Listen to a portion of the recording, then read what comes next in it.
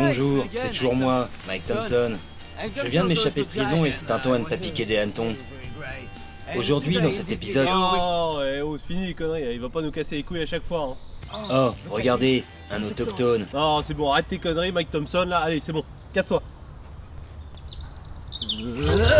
Ah ouais, c'est quand même mieux là. Hein. Ah bah enfin, t'es là. Portier, tu me croiras jamais. J'étais dans un endroit, il y avait plein de boîtes de toutes les couleurs. Elle roulait sur de la terre dure et noire. Il y avait plein de gens aussi. Oui, non, mais c'est normal, c'est la production, ils sont gourés dans tes rôles, t'inquiète pas. Oh, ok. Oh, bonjour et bienvenue dans cet épisode de Bière et Combat. Aujourd'hui, on va parler des armures. Parce que c'est bien beau de se battre, mais sans elles, on serait déjà mort. Allez, c'est parti. Avant toute chose, il est de bon ton de préciser que nous allons nous concentrer sur la fin de la période médiévale. Comme vous vous en doutez, il existe une multitude d'armures différentes. Et c'est pour ça que nous allons, pour illustrer au mieux nos propos, vous présenter l'équipement que nous portons. Nickel, on n'a rien vu. Pour rappel, cette vidéo est à but de divertissement.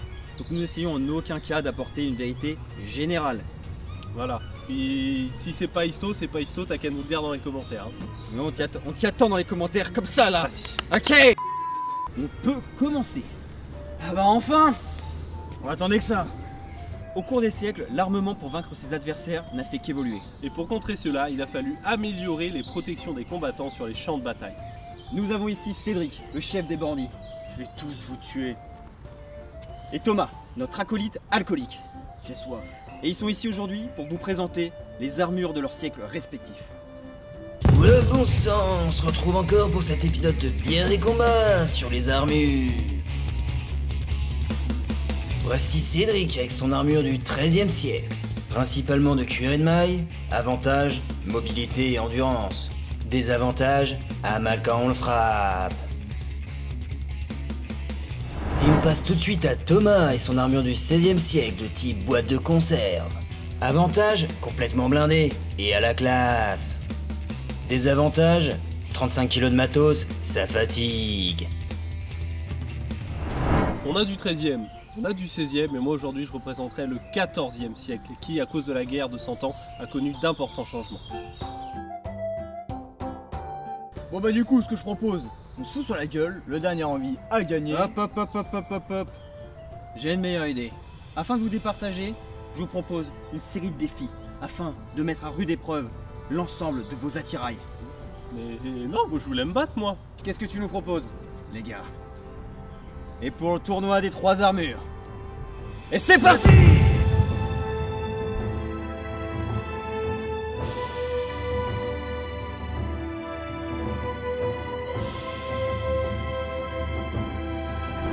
Bienvenue au tournoi des 3 armures. Nos combattants vont se départager dans différentes épreuves afin de déterminer quel équipement est le plus adéquat pour se battre. Ils réaliseront ainsi des épreuves d'aisance, de sprint, de praticité, de dextérité et de résistance. Et on attaque la première épreuve. Il s'agit de l'épreuve de praticité. Lequel de ces 3 personnes arrivera à enfiler son armure le plus rapidement possible? Allez, c'est parti. Seb, Oui. bah c'est parti. Ah putain. Allez, go, Ah go, oui, go, bah, go, go. eh, oh. C'est parti. Et ça y est, la première épreuve commence. Chaque participant a préparé au préalable son équipement afin de gagner un maximum de temps.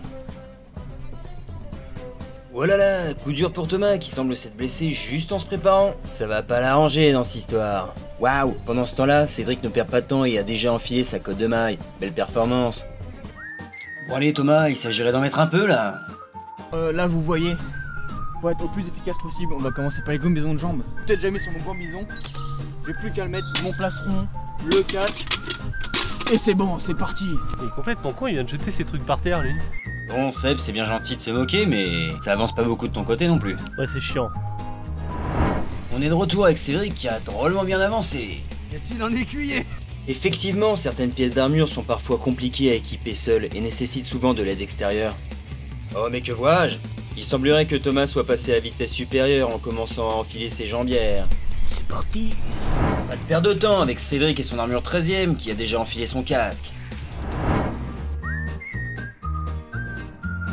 C'est l'enfer. On retrouve tout de suite Thomas qui a déjà enfilé ses jambières et se met à pratiquer désormais la technique de l'asticot. Vraiment impressionnant.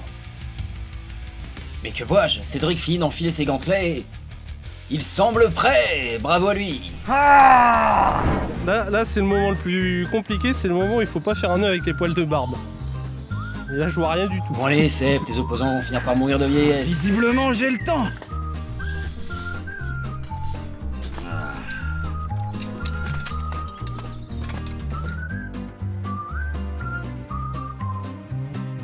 Avec plus gros effet, plus que le casque, et c'est bon pour moi.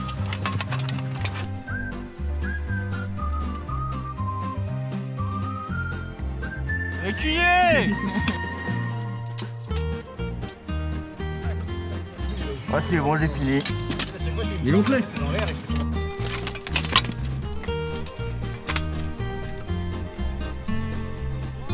Pareil, je veux bien un petit coup de main. Une victoire facile. Et encore un avantage de l'armure 13ème. Thomas finit enfin de s'équiper et semble finir deuxième. Ouah, dommage pour Sébastien qui a enfilé ses épaulières avant sa brigandine. Ça va bloquer quelque part.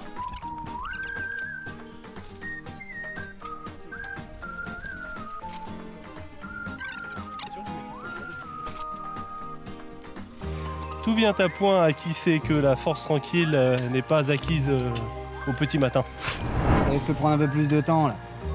Ouais. Oh, 1 heure ou 2 de retard quoi. Bon, on se rappelle. Allez. Et la touche finale. Ça passe pas. Ah, j'ai fini. Quand même. T'en aura fallu du temps. Et c'est la fin de cette première épreuve, le grand gagnant. Attention, Sébastien. C'est quoi ces conneries? Ah bah attends, non, il a fini 3 ans après nous. Eh oui, mais Sébastien avait l'intégralité de son armure à la fin de l'épreuve. On peut donc dire que l'armure du 14ème est la plus rapide à enfiler. Félicitations. C'est une connerie ça. Et on attaque la deuxième épreuve. Il s'agit de l'épreuve d'agilité. Lequel d'entre eux réussira à faire la plus belle roulade? C'est eux qui le détermineront. Mon équipement est le plus léger. Je suis plus que confiant sur cette épreuve. Non mais n'importe quoi, une épreuve de roulade. Déjà que je sais même pas en faire à poil, alors avec l'armure je te raconte pas. Avec mon armure du 16ème qui est vraiment bien articulée, y a aucune chance que je perde.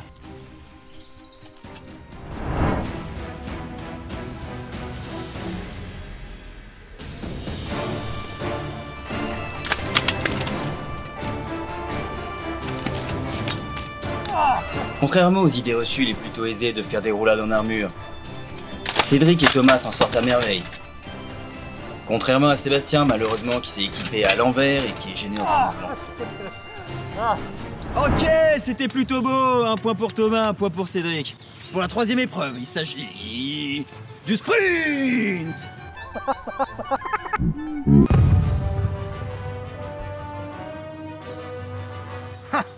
Celle-là, c'est la mienne. Avec vos boîtes de conserve, vous gagnerez jamais. Sans vouloir me vanter, la magnifique armure du 13ème a été utilisée durant les croisades. À cette époque, on avait besoin d'un équipement léger et protecteur. Sérieusement? Du sprint? Nos 3 combattants sont désormais dans les starting blocks. Malheureusement pour Thomas, ses jambières qui sont fixées sur sa ceinture commencent à se détacher. Il va perdre en mobilité, c'est sûr. À vos marques. Prêt? Partez!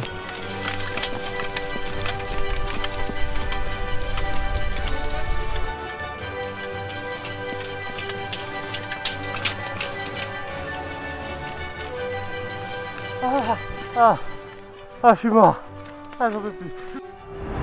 Waouh, c'était vraiment intense. Cédric a gagné haut la main avec son armure du 13e siècle. Et étonnamment, Thomas avec son armure du 16e est passé devant Seb. Mais est-ce l'armure ou l'homme qu'il y a dedans qui a perdu cette épreuve? Oui bah...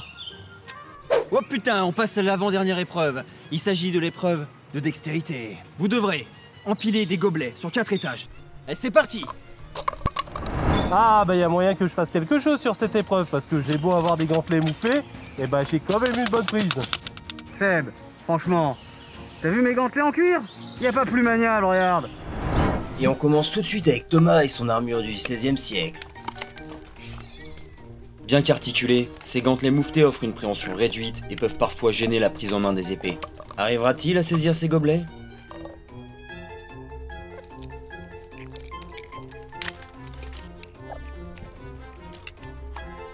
Bien que la tâche soit laborieuse pour Thomas, il parvient honorablement à terminer sa pyramide. Bravo lui.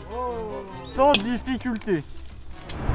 Et c'est au tour de Cédric et son armure du XIIIe siècle. Contrairement à ses opposants, les gantelets en cuir de Cédric ont les doigts séparés et lui permettent sans grande surprise de remporter haut la main cette épreuve. Bravo. Trop facile! Et on clôture cette épreuve avec Sébastien et son armure du XIVe. La guerre de 100 ans a permis une importante évolution dans l'équipement des combattants et apporta des armures en plaques bien plus protectrices que ce qui se faisait avant. Néanmoins, les premiers modèles de gantelets sacrifiaient beaucoup de dextérité pour le combattant.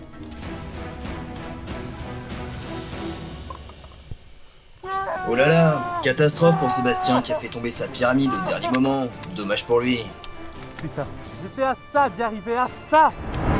Ok, mesdames et messieurs, on arrive désormais à la dernière épreuve. Il s'agit de l'épreuve que vous attendiez tous, l'épreuve de résistance.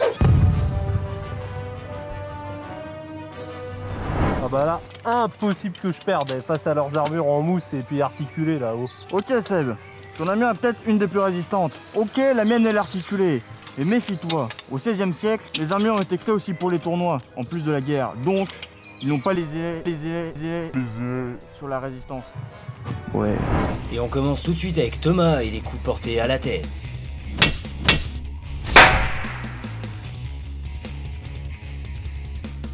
Bien que le mouvement soit légèrement exagéré, la forme du casque de Thomas est conçue pour dévier les coups verticaux comme ceci.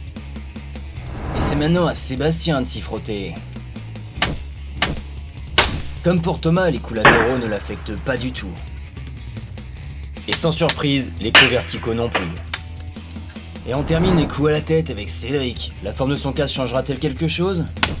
Comme vous pouvez le constater, les casques du XIIIe résistent très bien aux coups latéraux. En revanche, la forme plate du haut du casque peut subir tout le choc dans les cervicales du combattant. Pas terrible ça. Allez, on enchaîne avec les coups dans le ventre et Thomas qui ne bouge pas d'un poil. Quant à la brigandine de Seb, elle lui offre une meilleure mobilité, mais elle ressent bien plus les chocs. Quant à la cotte de maille du XIIIe, faite pour arrêter les coups tranchants, il n'en est rien pour l'absorption des chocs. Sortez vos masses d'armes. Et on ne s'attardera pas sur les jambières de Thomas et Seb qui sont les mêmes et qui résistent très bien aux chocs. Et il est temps de terminer avec... Oh, attends, hey. Je suis pas protégé en bas.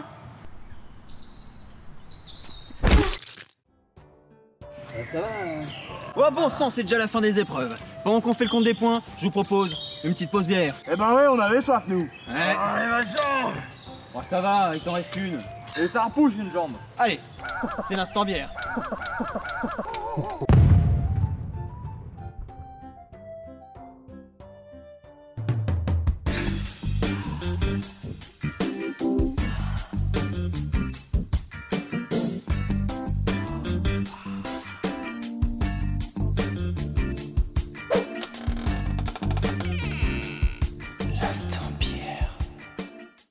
La Libelle Bulle, c'est une bière artisanale qui nous vient de la brasserie de la Juine dans le sud de la région parisienne. Il en existe plein d'autres, IPA, blonde, brune, rousse, toutes. Il y en a pour tous les goûts. Et aujourd'hui, nous allons goûter l'IPA.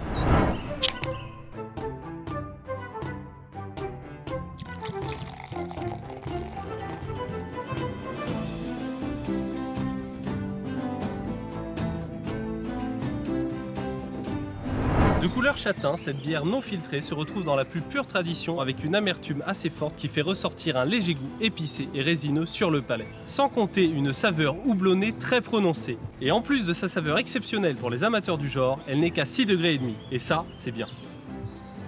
En bref, si vous aimez les IPA de caractère, cette Libelle Bulle IPA devrait vous combler les papilles. Ah, c'est bon. Et on se retrouve pour la fin des épreuves des armures. Comme vous l'avez compris, il s'agissait d'un moyen ludique de vous présenter les différentes armures de différentes époques que l'on pouvait retrouver sur les champs de bataille ou dans les lices. Aucune armure n'est meilleure que l'autre, elles ont chacune leur spécificité. Elles se sont simplement adaptées en fonction des siècles aux différents conflits et menaces qu'a rencontré l'homme. Un grand merci à vous d'avoir regardé cette vidéo, on espère vraiment que ce nouveau format vous aura plu. N'hésitez pas à écraser le bouton like. N'hésitez pas à vous abonner, on en a besoin. Et à surtout dire qui était le gagnant pour vous dans les commentaires. On se retrouve prochainement pour de nouvelles mandales. Et en attendant, Santé! Hey, it's me again, Mike Thompson. C'est vraiment nickel. Ah bah enfin, t'es là Oh bordel, tu me crois? Afin d'illustrer au mieux nos propos. Il y avait un putain d'avion. Hein. Oui.